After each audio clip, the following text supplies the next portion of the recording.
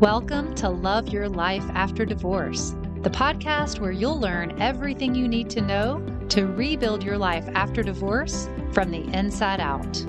Let's dive in. Welcome to the very first episode of the podcast. My name is Angie Wilson. I'm a former therapist, a certified life coach, and a divorced mom of 4. So, my goal for this podcast is to teach you how to move on after divorce with confidence, peace, and joy. I know firsthand that going through a divorce can be really difficult. It was definitely by far the hardest thing I have ever been through.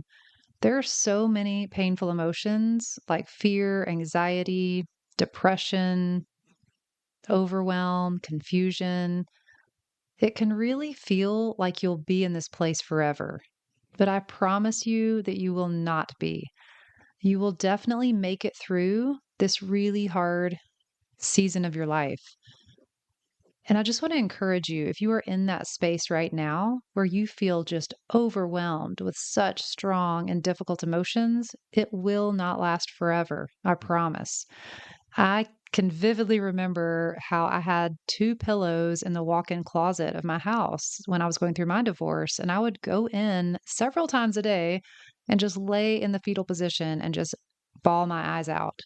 So it was a gut-wrenching time for me, and I really felt like the rug had been pulled out from under me, like I had been punched in the gut, like I was standing on ground that was literally crumbling beneath my feet, and I was just scrambling, trying to figure out where the solid ground was. So you may be feeling the same things, and I just want you to know that you're not alone and that this will not last forever. But how you handle it and what you choose to do in the meantime is really going to either speed up or possibly slow down the process. So, one of the purposes of this podcast is to give you tools and a different perspective and just help you know how to move on more effectively. So, when I think about divorce, I imagine each marriage and divorce story like a snowflake. No two are exactly alike.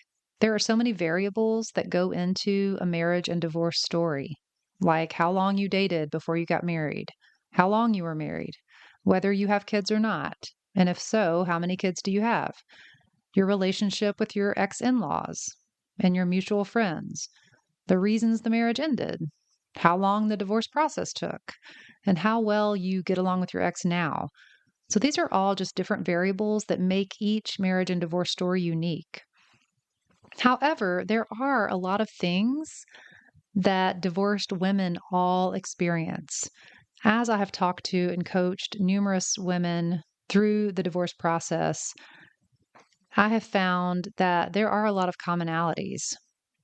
So I want to highlight 3 of those today. Number 1 is grief. Grief is a huge part of divorce. We are grieving our ex, the person themselves, the relationship we had with them. And we are also grieving the life that we had. So even if you're the person in the scenario who wanted the divorce, it's just really difficult to lose the life that you were living. It's difficult to imagine what your life's going to be like next. And actually, that leads us to number 2.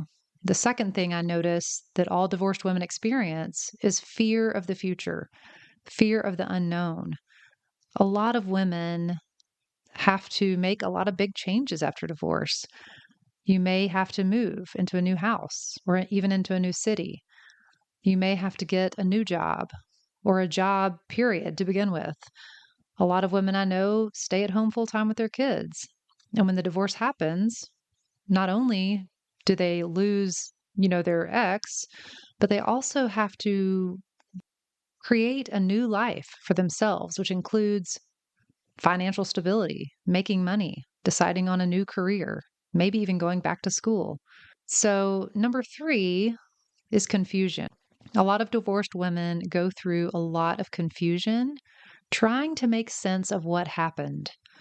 Sometimes divorced women get stuck in trying to figure out what went wrong, especially if there is infidelity involved. A lot of women get really fixated on trying to figure out exactly what happened when their ex cheated.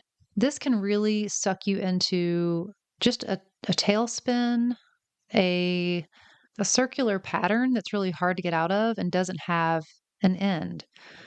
So, like I said, there are three things that I've noticed that divorced women all experience. One is grief, one is fear of the future, and the third one is confusion.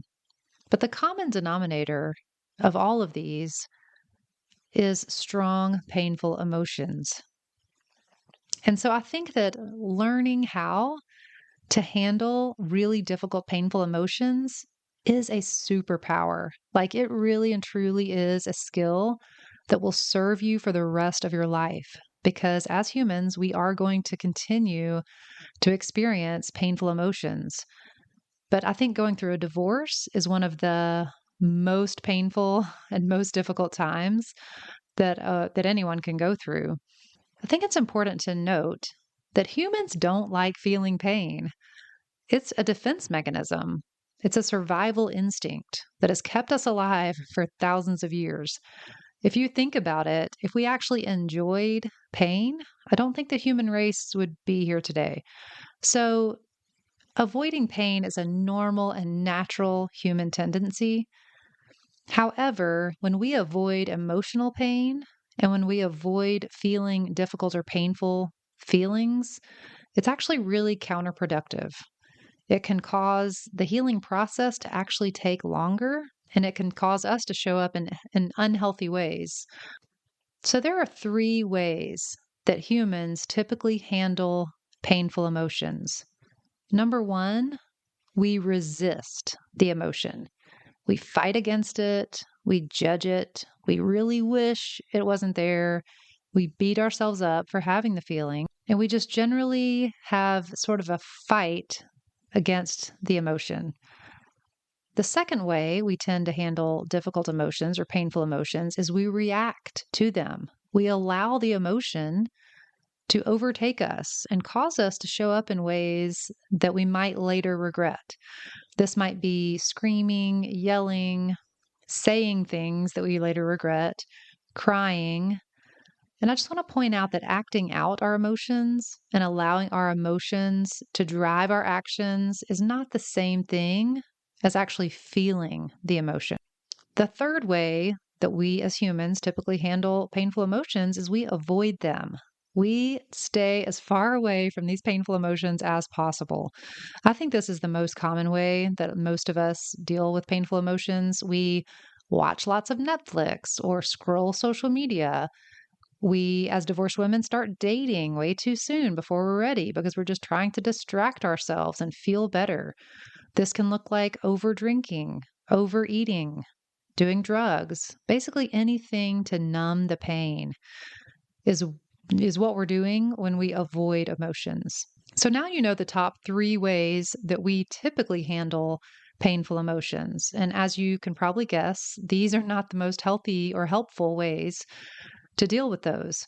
So instead, what we have to do in order to truly heal and move forward in a healthy way is to feel and process the emotion. You may have heard the term before or the phrase before, you have to feel it to heal it.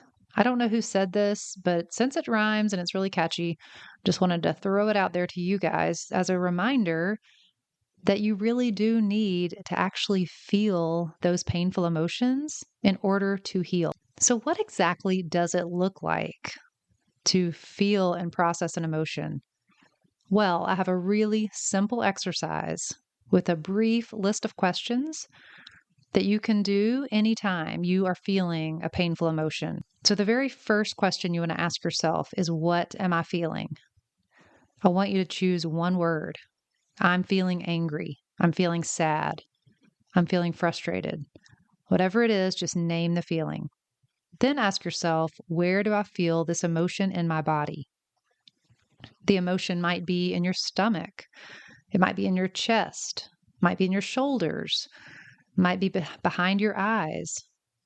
Really, when you think about it, all an emotion is a sensation in your body.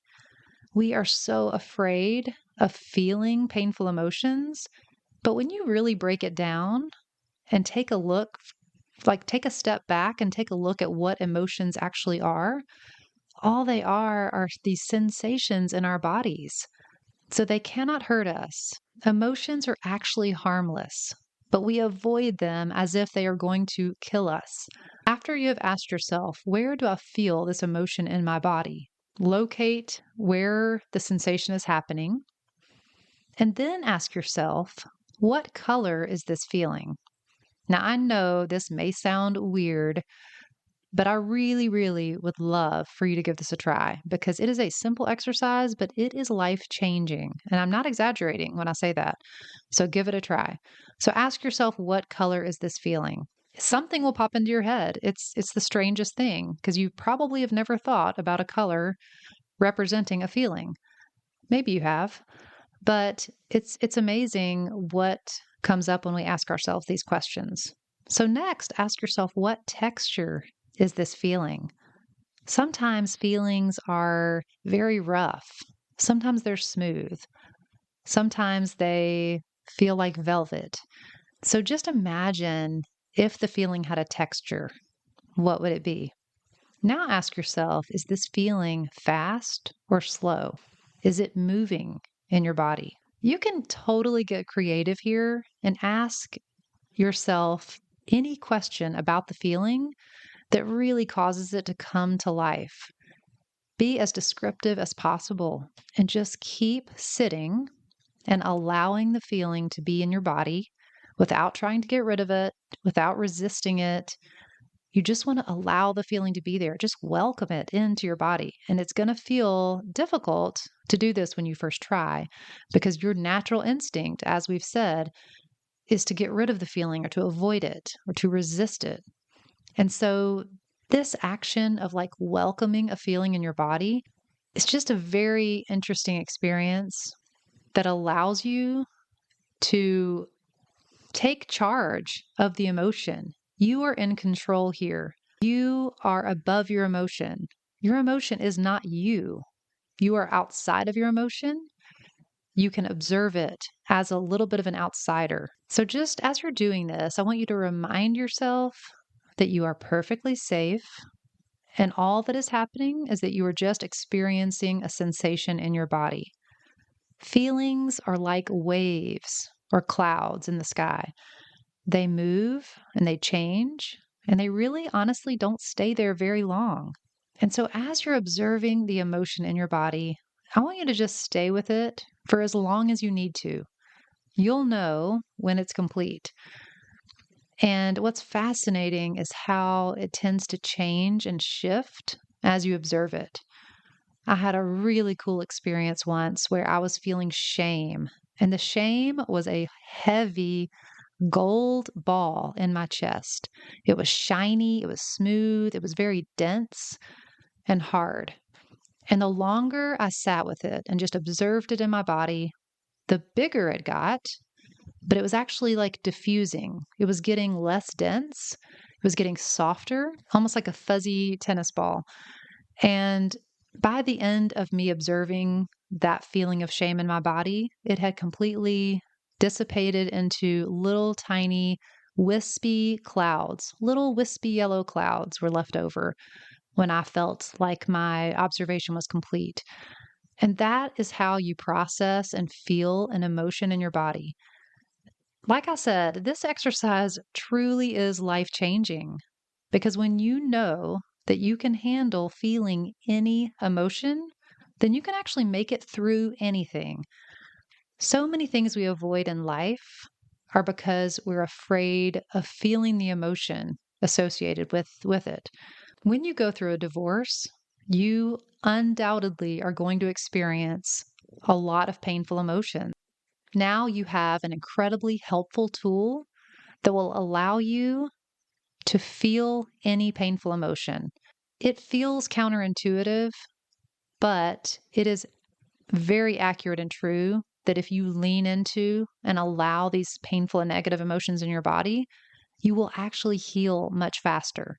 You will feel a sense of release, a sense of relief, a sense of freedom when you do this exercise. Now, like I said, emotions are like waves, and the exact same emotion may come back even minutes later. Wave after wave sometimes of negative emotion happens when we're going through something as big and as life-changing as a divorce. But each time the painful emotion comes up, just practice this simple exercise. You can do it anywhere, anytime. You're just asking yourself these questions silently. You're just noticing the sensation in your body. And I just want you to recognize that you are in control here. No emotion can completely overpower you. You truly are going to be okay. That's the message I want you to take away from this podcast today. There is life on the other side of this really painful time you're going through. It is entirely possible to create a life that you love living after divorce. You may not be able to clearly see the path ahead, but I encourage you to just take one step at a time. You are much stronger than you think, and you will absolutely create a life that you love after divorce. Your marriage ended, but your life is not over. Get the free roadmap to move on faster after divorce. Just head over to my website at angiewilsoncoaching.com and click Get the Free Roadmap.